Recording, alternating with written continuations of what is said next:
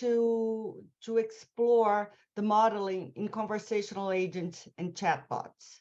So we have a lot of chatbots being used recently, and it's growing, including in educational context. And what we wanted to look at is how to model the conversational agents in a more the interaction conceptual model, and not so much the specific content or the dialogue, because it gives us the overview of what can be said and how it could be said. So to do so, we chose to focus on Moloch, which is a modeling language for interaction as conversation, which is based or grounded in semiotic engineering, which is also based in a perspective of the interaction as a communication. So because Moloch already looks at interactions as a user system communication, we thought it would be a good model to see how it would adapt or how it could be used to model the interaction between conversational agents and users. And it has been used in different settings, and it focused on the conversational process, which was our goal. So in this paper, what we wanted to do was to analyze the Moloch's expressiveness and applicability to modeling conversational agents. So I won't have time to go into Moloch here, but just so this is just an overview of some of the elements that you can model. So it allows you to create a graphic diagram of the modeling of conversations between any interactive system and the user. So in order to conduct our research, we decided to do a reverse engineering analysis, and our rationale to do so was because then you have the conversations that have been planned and that are taking place in real chatbots, and we wanted to see if we could model these existing conversations with Moloch. So we chose two chatbots, Anna. It was developed for COVID-19 and for triage to inform people if they should go to the hospital or not, and for general information about COVID. This was it's a Brazilian chatbot, and some of us participated in the development. So that was easy because we knew what was the whole process of what it was possible to communicate through the chatbot. And we also chose Samsung Bixby, which is an intelligent assistant for Samsung phones, and the idea was to have a more intelligent and a little less deterministic chatbot. For each of these chatbots, we chose the scenarios that we would explore in order to create the reverse engineering of the models. So Anna it's a small chatbot, so we were able to model the whole chatbot. It was like the introduction between the chatbot and the user, the triage process, and the questions asked and how it would make a decision of the information to give the user, and the general information that users could ask about COVID. Bixby aims to support users in many different everyday tasks and actions. So we chose 5 scenarios that would be popular or would be aligned with this, like sending messages and helping with touristic information, and 5 in general. I don't remember all of them right now. So what we did was we did the reverse modeling for both chatbots, and to do so, you saw we are a lot of authors, so we divided ourselves in 2 groups, and we each group created a model, a reverse engineered model for each chatbot, and then we discussed them. In each group, we had at least 1 expert in Moloch. Everyone had some experience with Moloch, but some of the authors were a more initial experience. And we had an expert in chatbots, meaning that people had participated in the development and discussion of chatbots.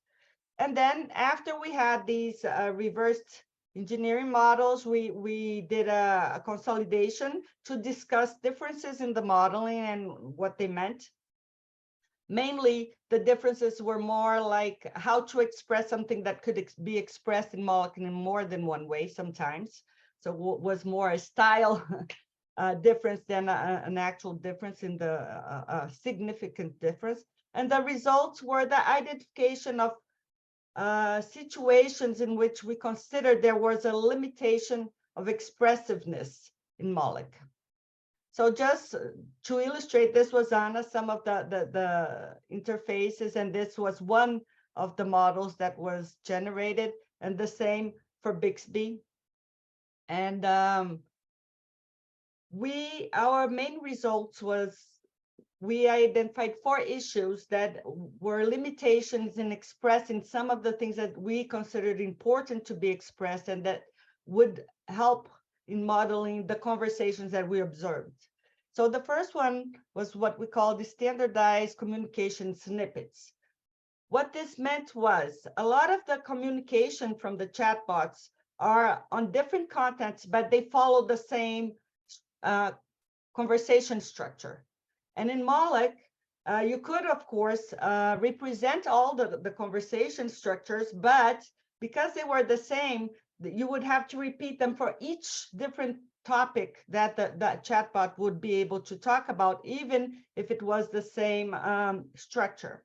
So what we thought what would happen is that the model would become very overloaded, and it would hinder the designer's holistic view of the communication, which was one of the goals of doing the model in the first place. So we discussed some considerations on how to deal with this in Moloch or any other representation language, that maybe it would be interesting to have like templates that would allow you to define the structures that would be repeated, and then you could just add an information about what was the content of that structure. Of course, this would come with a cost for the modeling language, because now you would need to have more than one abstraction level, and that would increase the complexity of the modeling in itself. The next one was a lot of the chatbots, they transferred responsibility or the interlocutor during communication. So they were talking to the user and they would include an external agent in the communication. Sometimes like to get an information to respond what the user was asking, so they would go to another application, get the information, and then tell the user about it. Or sometimes they would just like transfer the flow or the communication from the user with them to the user in some other application, for instance, Google Maps. So in this case, in the model, there wasn't a clear way to represent how to do this, how to transfer it to a third agent, especially if you wanted the communication to come back to some part of the dialogue being going on between the user and the chatbot. So this was a limitation. And also you could, like when it only asks for a response and got back to the user, that was possible to be represented, but it wasn't very explicit.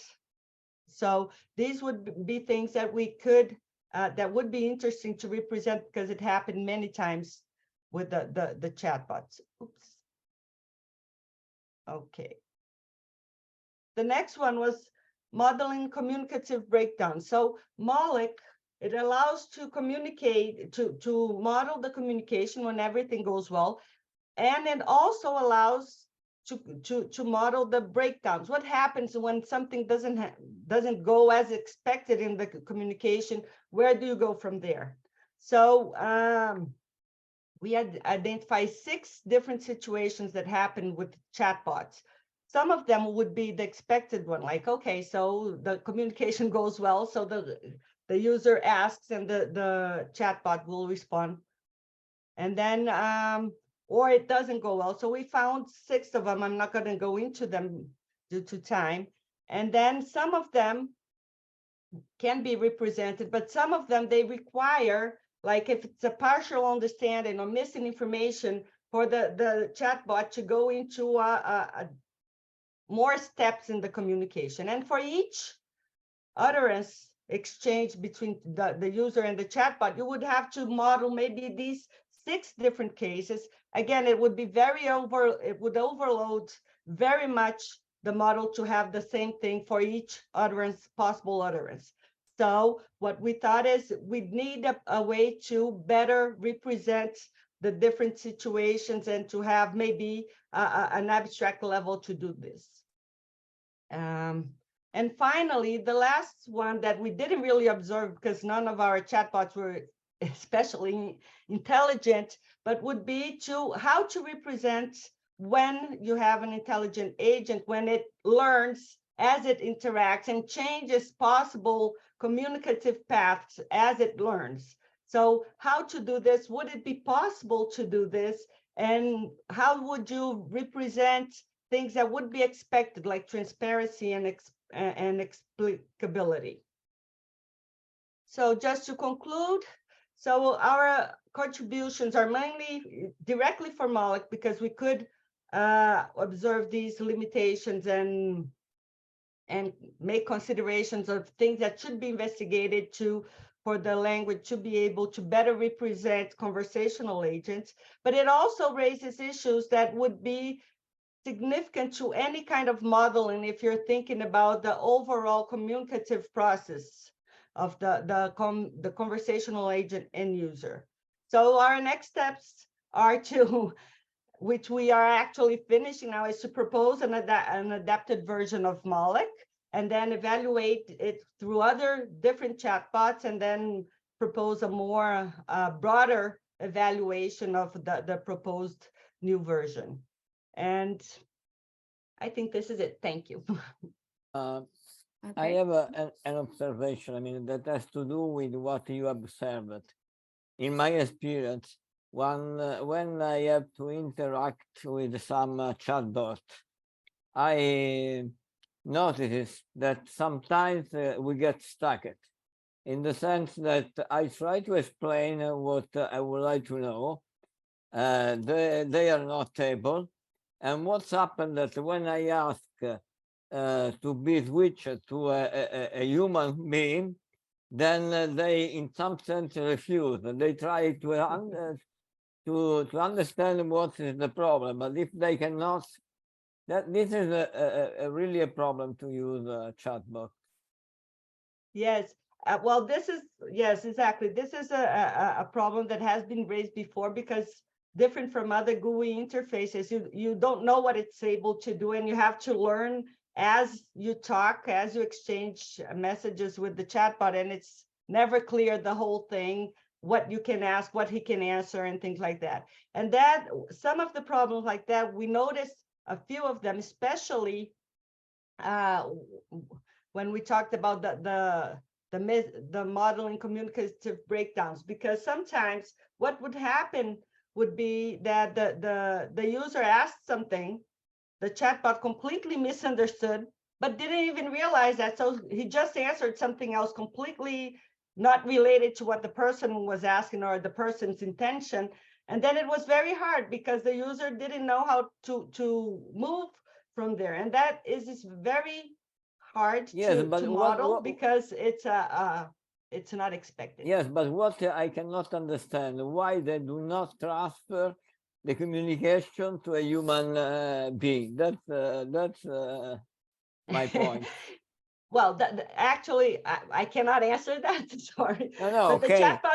the chatbots that we explored did not have that option. Okay. They did not. They were just a chatbot on their own. They did not have the intention to be like a if they couldn't answer, send it to someone that could. But a lot of the chatbots, you're right. A lot of the chatbots, they intend to do a pre-processing, if you will, of the communication and see if they can solve it. And if they can't, then transfer it to someone else. So, but I would say that some of the problems are related to these breakdowns because the chatbot is not able to identify the chatbot, the breakdowns. So it doesn't know that it didn't understand, and it's hard for you to tell them that. at a certain point in your slide in the end, you mentioned, I believe, AI transparency when you were, AI, how to represent AI agents, transparency in decision-making, explicability. Could you elaborate a little bit more on how you are thinking of tackling this, or how your work could relate to this? If you have a quick answer, of course. Yeah, well, this is the hardest question. And to tell you the truth, I'm not even sure that we could really model this, in the sense that because you have all these agents and the intelligent agents, that not even the designers really know what's going to happen and how they're going to behave. So a lot of this is just going to be dynamic, and we can't really probably do what we do now with GUIs. That would be to model the whole interactive path that it's possible or available to users. But the transparency and explicability are things that the intelligent agent would have to be able to present to users. So I believe, but we haven't really, this is the only issue that we haven't really gotten into. It's still future work. We'd have to be able to allow the designer to say, what are the elements of what's going on in the processing that would be necessary to be informed to users, so they can understand what's going on and the rationale for whatever decision the intelligent agents is taking. So there is another work that's not from our group, but from some researchers in IBM Research, that they did a little exploration with Moloch and how to include some intelligent agents in the model to say how they would interact, but they didn't get into explicability or transparency either yet. They just defined that it would be like dealing with a third agent. So you'd have to say what would be the intelligent agent's role in the communication as part of the modeling. So it's still an open question, and we invite everyone to work with us on it.